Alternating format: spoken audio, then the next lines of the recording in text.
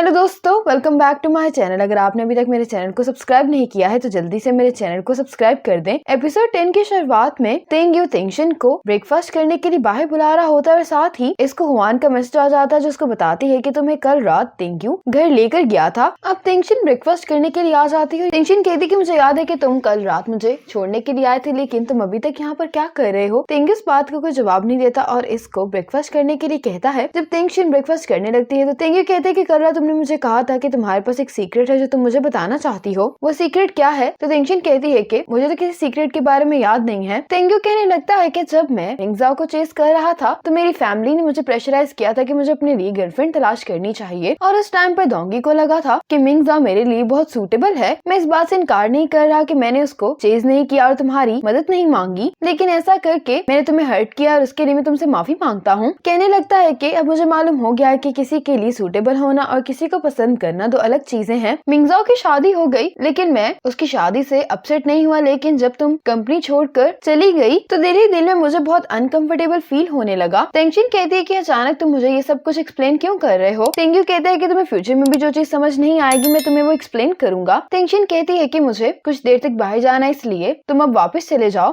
ये सुनकर तेंग्यू यहाँ से जाने लगता है तो ये तेंगशिन से कहता है कि क्या तुम वाकई में नहीं चाहती कि मैं तुम्हारी फिल्म प्रोड्यूस करूं। तेंगशिन कहती है कि इस बात का फैसला लुजिशिंग करेगा। तेंग्यू कहता है कि अपने डोर के पासवर्ड के लिए अपने बर्थडे की डेट इस्तेमाल नहीं करो क्योंकि ये सेफ नहीं है। ये कहकर तेंग्यू से जाने लगता है तो तेंगशिन कह रही होती कि तुमने तो कहा था कि तुमने मेरा पासवर्ड नहीं देखा। तो तेंग्यू कहता है कि मेरे घर का पासवर्ड भी तुम्हारी बर्थडे ही है। ये कहकर तेंग्यू यहाँ से चला जाता है। इसके बाद रात में लुजिशिंग तेंगशिन से मिलने के लिए आ जाता है। अब लुजिशिंग को फेंगशिन का मैसेज आता है कि वो यहाँ पर नहीं आ रहा है। लुजिशिंग ये बात तेंगशिन को बता देता है। उसे पूछता है कि क्या तुम्हें मेरे साथ मूवी देखने जाने के लिए बुरा तो नहीं लगेगा। तेंगशिन कहती है कि नहीं, वैसे भी हमने मूवी की टिकट्स खरीद ली हैं तो उनको जाया करना सही बात नहीं है। लुजिशिंग कहने लगता है कि तेंग्यू ने मुझसे कहा है कि वो मुझे कुछ दिनों बाद कांटेक्ट करेगा। तो तेंगशिन कहती है कि मुझे ये बात मालूम है क्योंकि वो बिजनेस ट्रिप पर गया हुआ है। लुजिशिंग कहते हैं कि तुम्हें कैसे मालूम है। तो तेंगशिन इसको अपना फोन दिखाती है। तो लुजिशिंग तेंग्यू के मैसेजेस पढ़ने के बाद कहता है कि ये तुम्हें अपने सारे शेड्यूल की रिपोर्ट देता है। तेंगशिन इस बात पे मुस्कुरा रही होती है। फिर जब ये दोनों मूवी देखकर वापस आ रहे होते हैं, तेंगशिन कहती है कि मूवी तो काफी अच्छी है लेकिन फिर भी इस मूवी को इतना पसंद नहीं किया गया। लुजिशिंग और तेंगशिन मूवी के बारे में बात कर रहे होते हैं। यहाँ पर एक लड़की होती है जो इन दोनों के साथ में पिक्चर खींच लेती है। लुजिशिंग तेंगशिन से कहता है कि तुम्हें याद है ना कि कल हमने फिल्म अकेडमी जाना है एक्टर्स ढूंढने के लिए। तेंगशिन कहती है कि हाँ। इसके बाद ये दोनों यहाँ से चले जाते हैं। दूसरी तरफ तेंग्यू तेंगशिन को मैसेज कर रहा होता है कि मैं कल वापस आ रहा हूँ। अब तेंग्यू को तेंगशिन और लुजिशिंग की पिक्चर सेंड करते हुए कहती है कि शेनफी ने इन दोनों को आज सिनेमा में देखा है। ये देख कर तो तेंग्यू को बिल्कुल भी अच्छा नहीं लगता। अब तेंगशिन, तेंग्यू और डोंगी भी फिल्म अकेडमी जा रहे होते हैं। अब लुजिशिंग को जाओजिया की मैनेजर की कॉल आती है जो फिल्म के लिए लुजिशिंग से बात करना चाह रहा होता है। तो लुजिशिंग कहता है कि अभी तो मैं फ्री नहीं हूँ लेकिन जब हम फ्री होंगे तो हम साथ में मिलकर बात कर लेंगे। जब ये बात तेंगशिन को पता चलती है तो तेंगशिन कहती है कि इसके बावजूद भी हम फिल्म अकेडमी जाएंगे। तो ये दोनों कहते हैं कि हाँ। लुजिशिंग कहता है कि जाओजिया हमारे साथ काम करने के लिए टाइम कंपनी के साथ अपने कॉन्ट्रैक्ट को खत्म कर रही है। मुझे इस तरह के आर्टिस्ट नहीं पसंद जो कॉन्ट्रैक्ट को बिल्कुल भी सीरियसली नहीं लेते। अब तेंगशिन जब इन दोनों के साथ फिल्म अकेडमी जा रही होती है तो उसको तेंगडिंग का मैसेज आता है जिससे कहती है कि क्या लुजिशिंग तुम्हें चेज कर रहा है। तेंगशिन सोचने लगती है कि अचानक मुझसे ये सवाल क्यों कर रही है और फिर मैसेज करती है कि तुम खुद ही गेस कर लो। तो तेंगडिंग कहती है कि मैं इसमें इंटरेस्टेड नहीं हूँ क्योंकि मेरा भाई सिर्फ तुम्हारी खातिर तुम्हारे सामने वाले घर में शिफ्ट हो गया है, इसीलिए मैं अपने भाई को सपोर्ट कर रही हूँ इस मामले में। तेंगशिन इसको रेड एनवेलप भेज कर कहती है कि छोटों को बड़ों से इस तरह के सवाल नहीं करने चाहिए। और फिर ये तीनों फिल्म अकेडमी आ जाते हैं और डिफरेंट आर्टिस्ट की परफॉर्मेंसेस देख रहे होते हैं लेकिन इनको कोई भी अपनी फिल्म के लिए सूटेबल नहीं लगता। फिर जब ये तीनों यहाँ से बाहर आते हैं तो तेंगशिन और फेंगशिन इन सब आर्टिस्ट की परफॉर्मेंसेस के बारे में बात कर रहे होते हैं और लुजिशिंग को यहाँ पर तेंगडिंग नजर आती है। लुजिशिंग तो तेंगडिंग को कुछ देर के लिए देखता ही रह जाता है। तेंगडिंग यहाँ से जा रही होती है तो लुजिशिंग इसको रोकने के लिए जाता है और तेंगशिन भी तेंगडिंग को देखने के बाद इसके पास चली जाती है। ये लुजिशिंग से कहती है कि आप मुझसे बात करना चाहते हैं। तो लुजिशिंग कहते हैं कि तुम मुझे कैसे जानते हो। तो ये मन में सोचने लगती है कि कल रात ही तो मुझे शेनफी ने आपकी और तेंगशिन की पिक्चर भेजी थी। तो ये कह देती है कि आप फेमस डायरेक्टर हैं, मुझे भला आपके बारे में कैसे नहीं पता होगा। अब तेंगशिन भी तेंगडिंग के पास आ जाती है। तेंगशिन इसे पूछती है कि तुम यहाँ पर क्या कर रही हो। तो तेंगडिंग कहती है कि मैं यहाँ पर अपने भाई के साथ आई हूँ। तेंगशिन लुजिशिंग से कहती है कि ये एक्ट्रेस नहीं है बल्कि ये तो तेंग्यू की छोटी बहन तेंगडिंग है। ये सुनकर लुजिशिंग और फेंगशिन काफी हैरान होते हैं।